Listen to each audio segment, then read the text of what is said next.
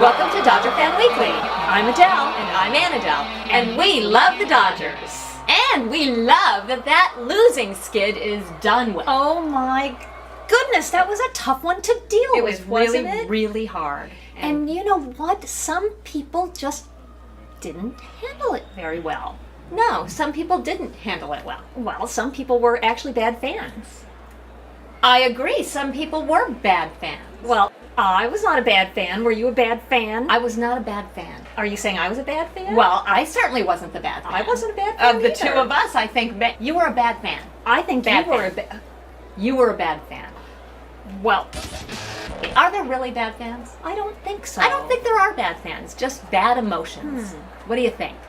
I understand it was a rough patch, but where is this anger coming from? Well, I'm tired of people telling me that I am a bad fan just because I root for the team, even when they lose. I mean, they sit there and they tell us, "Oh, how can you root for a team? They've lost 15 straight games. They're going into the cellar. How can you not believe they're going into the cellar? How silly can you be?"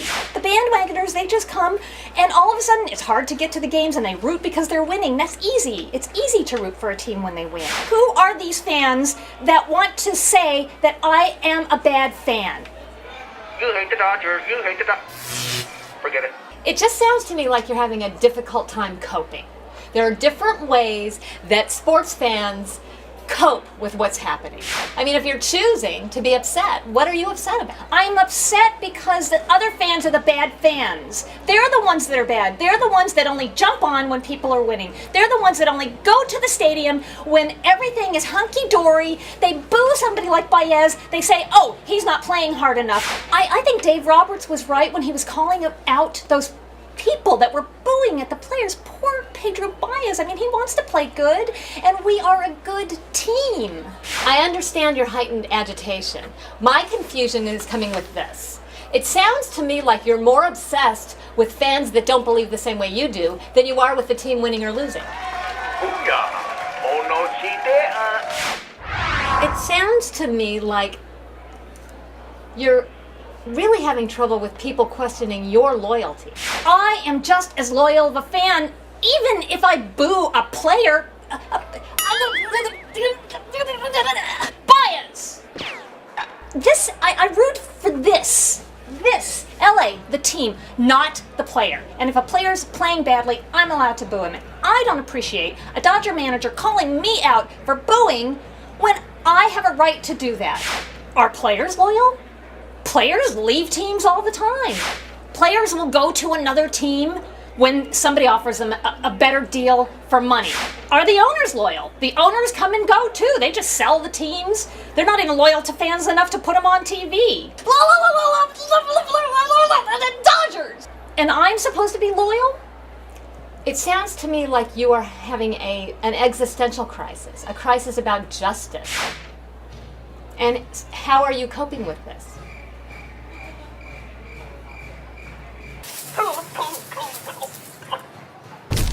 And this all started when there was a firestorm over fans booing a player who was not playing well. I'm not going to be a blind, loyal fan like these Pollyanna fans that go to every game, follow the team, whether they're winning or losing. There's no incentive for the owners to put a good team on the field if all the fans are loyal no matter what, and the team is always losing. Look at the Cubs lost for 108 years. Why? Because the fans kept going, despite the fact that the Cubs were a losing team for a century. You're exhibiting CORFing behavior. There is BIRGing behavior and CORFing behavior. BIRGing, B-I-R-G, stands for basking in reflected glory when the teams are winning. You're angry because they had such a bad losing streak, even though, again, they've started winning, but you're in the middle of CORFing, cutting off reflected failure. You have your hat backwards. You don't want to show off the regalia because you're angry. The team was on such a winning streak, and then they fell so enormously and quickly that you're CORFing. It was embarrassing. That's why I was CORFing. So to be a good fan is to just have them win the World Series, and that's all you want. All aboard! Everybody who just is follows them and says, oh, they're so great, even though they never make the World Series. If they don't get in the World Series, the season is over. And everybody should think the same thing, because it's World Series or bust. Grandal. We saw two extreme examples of the types of fans that are out there. There are many types of fans. There are Pollyanna fans, there are fickle fans. The point is we're all fans. All of us are fans. We need to stop the hate of each other because we all have a common love for our team. All this negativity really happens, as in life, when we're losing. Everyone's having a great time when we're winning. When we're losing, we need to care for each other as fans and care for our team while they're going through the tough times. Being a sports fan is actually a microcosm of how we live our lives.